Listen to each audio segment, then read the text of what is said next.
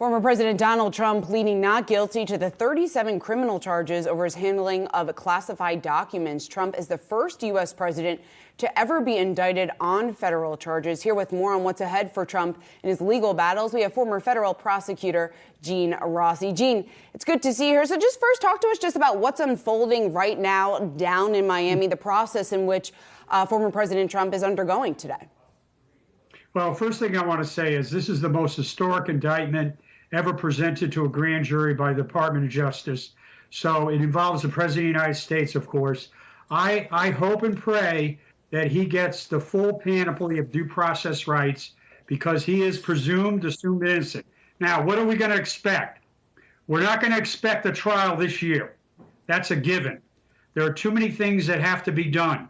They're going to set a series of dates for filings of motions, maybe status hearings. They may set a tentative trial date next year.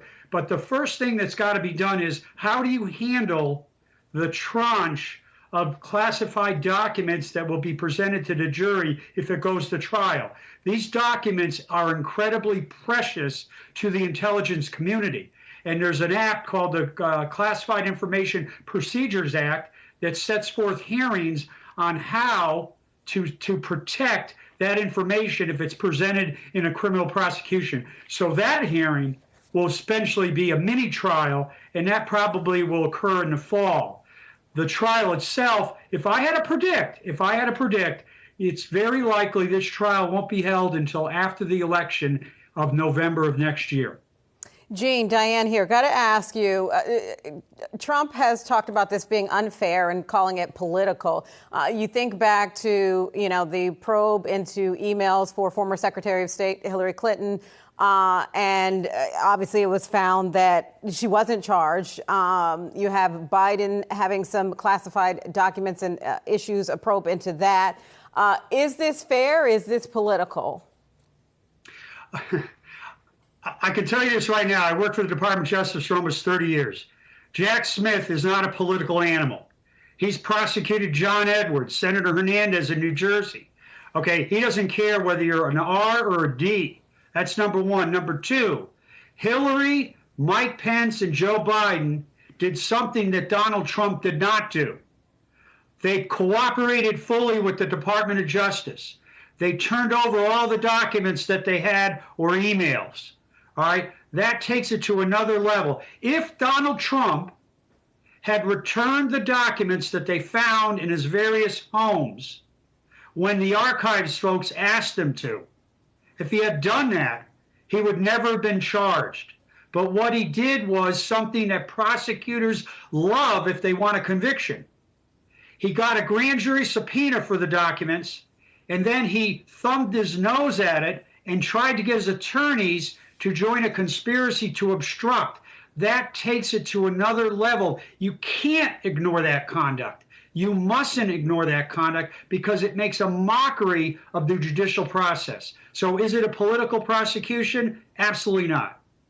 Gene, what about the strength of this case here? You just mentioned the fact that this is so historic, the first former president here indicted, or president in general indicted here on federal charges. When it comes to what is in this case, the fact that it was brought here by Jack Smith, how strong do you think this is?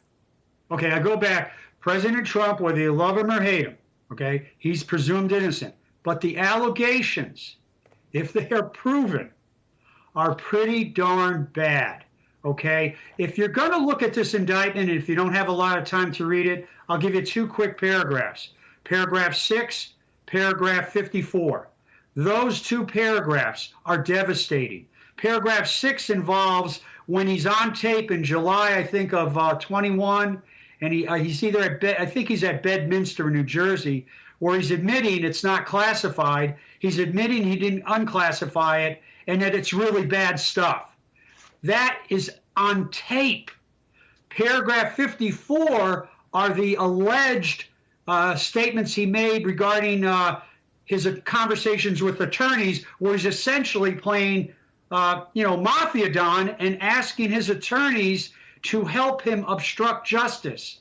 Those two paragraphs, if proven, are very bad. Gene, I want to ask you, so he is still the Republican frontrunner, and you said the trial is likely not going to happen until 2024. If this does take that timeline, what happens? Like, what if he wins the election, and where are we with this? Okay, in 1920, Eugene Debs ran for president from prison. And the reason he was able to do that is, he didn't win, of course. The reason he was able to do that is, if you go to the Constitution, there are 3 requirements to be president. 1, you got to be born in the United States. 2, you have to be 35 or older. And 3, you have to have resided in the United States for 14 years. You can be a felon convicted of first-degree murder and be elected president of the United States.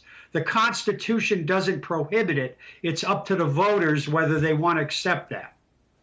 Gene Rossi, we will have to leave it there for today. We appreciate you and your insight on this case and this uncharted territory we're in. Thank you so much.